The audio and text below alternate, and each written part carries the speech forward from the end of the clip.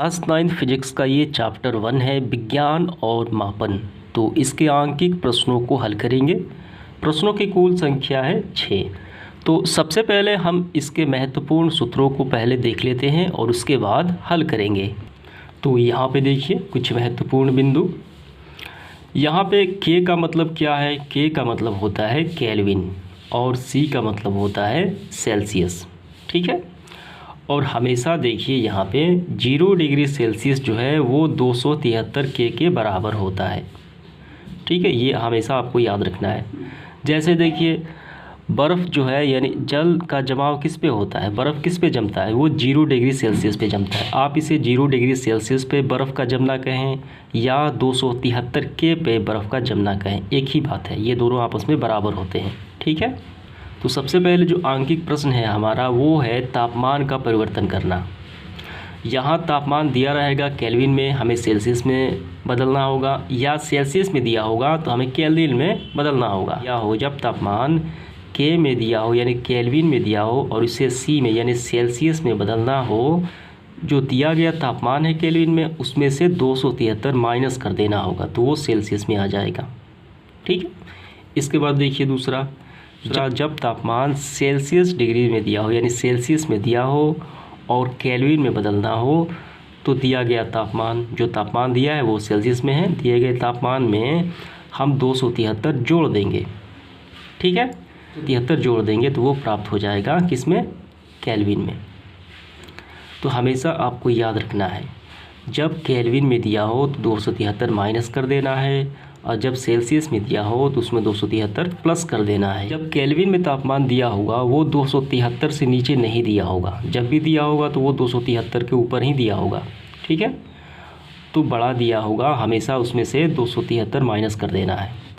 और जब सेल्सियस में दिया होता है तापमान तो सेल्सियस में तापमान 0 से स्टार्ट होकर कितना भी जा सकता है, सबसे न्यूनतम हम 0 भी दे सकते हैं। लेकिन केल्विन में ऐसा नहीं होता, केल्विन में सबसे न्यूनतम तापमान 273 ही होता है। ठीक है। तो ये आपको समझ में आ गया कि जब केल्विन में दिया हो तो ये आपको समझ में आ गया, जब केल्विन में दिया हो और सेल्सियस में बदलना हो तो माइनस कर देना होता है 273, और जब सेल्सियस में दिया हो केल्विन में बदलना हो तो यानी उसको बड़ा करना है, हमें केल्विन में लाना है, छोटे से बड़ा करना है तो 273 इसमें जोड़ देना है। अब इसके बाद देखिए यहाँ पे 1 इंच में कितने सेंटीमीटर होते हैं? 2.54 सेंटीमीटर होते हैं। 1 फुट में कितना इंच होता है? तो ये 12 इंच होता है। 1 मीटर में कितना सेंटीमीटर? 100 सेंटीमीटर होता है। तो चलिए इसके बाद हम पहला प्रश्न हल करते हैं। निम्नलिखित तापमानों को सेल्सियस स्केल में परिवर्तन करें। तो यहाँ पे देखिए 300 के, तो मैंने क्या बताया, जब केल्विन में दिया होता है वो 273 से बड़ा ही दिया होता है। ठीक है। ये केल्विन में दिया है, हमें सेल्सियस में बदलना है तो क्या करना होगा, इसमें से हमें यानी 273 माइनस करना होगा। अभी मैंने बताया जब केल्विन में दिया हो सेल्सियस में बदलना हो तो दिए गए तापमान को में से 273 माइनस करना होगा, यानी 300 में से 273 को माइनस करना होगा। पहला देखिए 300 के, तो सबसे पहले आपको ये बात लिखना होगा, हम जानते हैं 0 degree Celsius equal to 273 kelvin के बराबर होता है। अब हम इसमें से 300 माइनस 273 कर देंगे। ठीक है। तो कितना बचेगा? 10 में से यहाँ पे हासिल लिया, 10 में से 3 गए तो ये बचा कितना? 7 बचा। अब ये कितना हो गया? 29 हो गया। 29 में से 27 घटे तो कितना हो गया? 2 बचा। तो ये हो गया 27 डिग्री सेल्सियस, ये निकल के आ गया। इसके बाद देखिए दूसरा हल करते हैं। बी नंबर 573 केल्विन है। 573 केल्विन, सॉरी यहाँ पे डिग्री नहीं लगाना, ये केल्विन में है। 573 केल्विन, इसे क्या बदलना है? इसे बदलना है सेल्सियस में। तो ये बात आपको हमेशा लिखना है। 0 डिग्री जो सेल्सियस होता है वो 273 के बराबर होता है। ठीक है। इसमें से क्या करना है? 573 माइनस 273, तो ये कितना बचा? तो 3 में से 3 गए तो ये बचा 0, 7 में से 7 गए ये बचा 0, 5 में से 2 गया ये बचा 300 डिग्री सेल्सियस। तो ये निकल के आ गया सेल्सियस में तापमान केल्विन से। ठीक है। इसके बाद देखिए दूसरा प्रश्न, निम्नलिखित तापमानों को केल्विन स्केल में परिवर्तन करें। यहाँ पे हमें सेल्सियस में दिया है, केल्विन में बदलना है। तो सबसे पहले क्या करना होगा, 0 degree Celsius equal to 273 kelvin के बराबर होता है। ये बात आपको पहले लिखना है। तो यहाँ पे सेल्सियस स्केल में दिया है, तो मैंने क्या बताया कि सेल्सियस स्केल लगभग जो है वो हमेशा छोटे रूप में होता है। तो ये छोटा रूप में है यानी 25 है, और इसे हमें थोड़ा सा बड़ा करना है। तो क्या करना होगा, 273 को ऐड करना होगा। ठीक है, सेल्सियस से केल्विन में जो बदलना होता है तो 273 जोड़ना होता है। तो यहाँ पे 25 डिग्री सेल्सियस यानी 25 में कितना जोड़ें, 273 जोड़ देते हैं, ताकि ये क्या हो जाए, केल्विन में बदल जाए, बड़ा तापमान में ये बड़े रूप में आ जाए। तो यहाँ देखिए 5 और 3 कितने होते हैं, 8 होते हैं। 7 और 2 कितने होते हैं, 9 होते हैं। और ये 2 जो के थे, ये किस में आ गया, ये केल्विन में आ गया तापमान में, 373 डिग्री सेल्सियस। तो पहले आपको लिखना है 0 degree Celsius equal to 273 kelvin के बराबर होता है, ये दर्शाया जाता है हमेशा। तो यहाँ पे क्या करना होगा, 373 डिग्री सेल्सियस, ये सेल्सियस में है तो हमें इससे भी थोड़ा सा बड़ा करना होगा, केल्विन में बदलना होगा। तो इसमें प्लस करना होगा 273। तो 273 प्लस करेंगे तो कितना आ जाएगा, आइए ऐड करते हैं। 3 और 3 6 होता है। 7 और 7 14 के 4 हासिल, रिमाइंडर 1 बचा। 3 और 2 5 और 1 हासिल, कितने हो गए, 6 हो गए। तो 646 के हो गया, ये केल्विन में बदल गया। तो दोनों सवाल हल हो गए। इसके बाद देखते हैं तीसरा प्रश्न।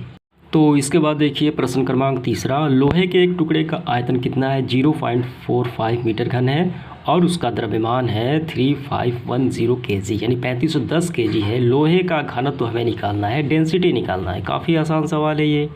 तो सबसे पहले क्या करेंगे, जो मान दिए गए हैं हम उसे नोट डाउन कर लेते हैं। तो इसके मानों को हमने यहाँ पे नोट डाउन कर लिया है। लोहे का आयतन देखिए यहाँ पे है और इसका द्रव्यमान ये रहा। हमें क्या निकालना है, घनत्व निकालना है। तो सूत्र क्या होता है घनत्व का, घनत्व का सूत्र होता है द्रव्यमान बटे आयतन। तो यानी घनत्व बराबर द्रव्यमान, ठीक है, बटे आयतन। तो यहाँ पे द्रव्यमान कितना है, द्रव्यमान देखिए 3510। तो हम यहाँ पे लिख लेते हैं कि यानी घनत्व बराबर द्रव्यमान है 3510। आयतन कितना है, आयतन है 0.45, 0.45, ठीक है। और ये आयतन है, ये मीटर घन में है, और ये क्या है, ये केजी में है। ये आपको ध्यान रखना है। इसके बाद देखिए हम क्या करेंगे, इसके बाद अगला स्टेप जो होगा हमारा कि यानी घनत्व बराबर 3510, ये जे के थे बटे यहाँ पे देखिए 0 पॉइंट, ये पॉइंट है, दशमलव है, 2 स्थान पे है, पॉइंट हटेगा तो क्या आ जाएगा, 00 यानी 100 आ जाएगा। तो 45/100 आ गया। तो ये ऊपर जाएगा तो क्या होगा, पलट जाएगा। तो अंश और हर ये है तो हर और अंश हो जाएगा, ऊपर वाली संख्या नीचे और नीचे वाली संख्या ऊपर। इस तरीके से हम लिखेंगे यहाँ पे 3510, ठीक है। नीचे क्या है, 100 है तो ये ऊपर चला जाएगा, और ये क्या है ऊपर, ये ऊपर है तो ये नीचे आ जाएगा, यानी पलट जाएगा। तो ये हो गया 45। ये बात आपको समझ में आ गई। तो 3510 और ये 45 कितने बार में कैंसिल आउट होगा, ये कैंसिल आउट हो जाता है 78 यानी 78 बार में। अब इस 78 का गुणा 100 के साथ करेंगे तो आ जाएगा 7800, ठीक है, यानी किलोग्राम मीटर घन। तो यही इसका आंसर आता है। तो इसके बाद अगला स्टेप भी आप कर सकते हैं आंसर का। वो कैसे, आप इसको इस तरीके से भी लिख सकते हैं 7.8 इंटू 10 के पावर 3, ये भी इसका आंसर हो सकता है। यहाँ पे कुछ विद्यार्थियों को शायद ये समझ में नहीं आए ये कैसे हो गया। आइए इसको थोड़ा समझ लेते हैं, इसको कैसे हम लिख सकते हैं ऐसे। तो यहाँ पे देखिए, यहाँ पे क्या है 7.8 है, ये गुणा 10 के पावर 3 का मतलब 10 3 बार। तो 10 को हम 3 बार लिखेंगे, 10। तो यहाँ पे देखिए 78.8, 10 कितने बार है, 10 ये पे 3 बार, 10 के पावर 3 है तो 10 को हम 3 बार लिखेंगे, 10 इंटू 10 इंटू 10। और ये पॉइंट अगर हटाएंगे तो क्या आ जाएगा, बटे में आ जाएगा 10।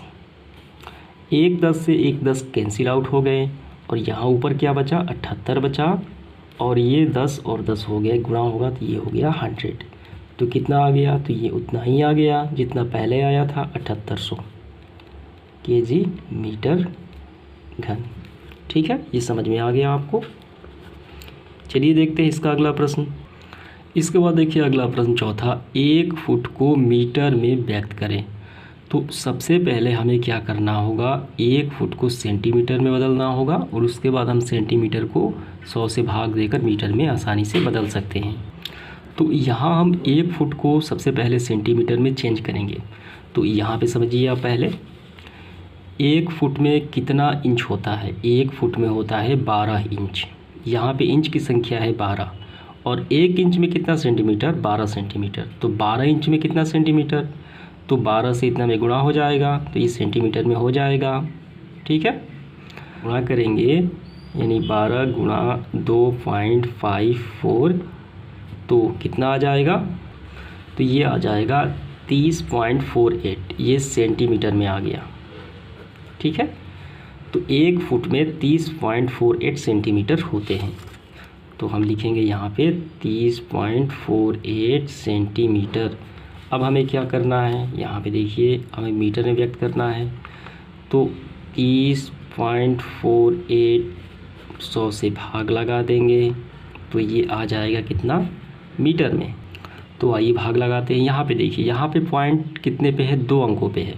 अगर हम इस पॉइंट को हटा दें तो नीचे क्या आ जाएगा, अगर हम इस पॉइंट को हटा दें तो नीचे और डबल जीरो आ जाएगा, क्योंकि 2 अंकों पे है, डबल जीरो कर देते हैं। पॉइंट हटा दिए तो इसको थोड़ा सा हम लोग अच्छे से लिख देते हैं, 3048 बटे कितना, 10,000। 10 में जीरो है, 4 जीरो है, तो उतने अंकों पे यहाँ पे दशमलव हम लगा देंगे तो वो भाग हो जाएगा। 1 2 3 4 यहाँ पे होगा दशमलव, तो ऐसे लिखेंगे 3048 1 2 3 4 यहाँ पे ऐसे। तो ये क्या हो गया, ये मीटर में चेंज हो गया। ये आपको समझ में आ गया होगा। इसके बाद देखिए 5वां प्रश्न समझ लेते हैं। 1 वर्ष में प्रकाश द्वारा तय की गई दूरी को प्रकाश वर्ष यानी लाइट ईयर्स कहते हैं। इस दूरी को किलोमीटर में व्यक्त करना है हमें, 1 प्रकाश वर्ष के। प्रकाश 1 सेकंड में लगभग इतना दूरी तय करता है। तो यहाँ पे देखिए दिया गया है प्रकाश वर्ष 1 सेकंड में कितना है, यहाँ पे इतना मान दिया गया है, दूरी तय करता है 1 वर्ष में। तो ये 1 सेकंड में है, तो 1 वर्ष में देखिए 1 वर्ष में कितना दिन, 365.25 दिन होते हैं। ठीक है, ये 365 दिन। अब यहाँ पे 365 दिन को हम सेकंड में कन्वर्ट करेंगे।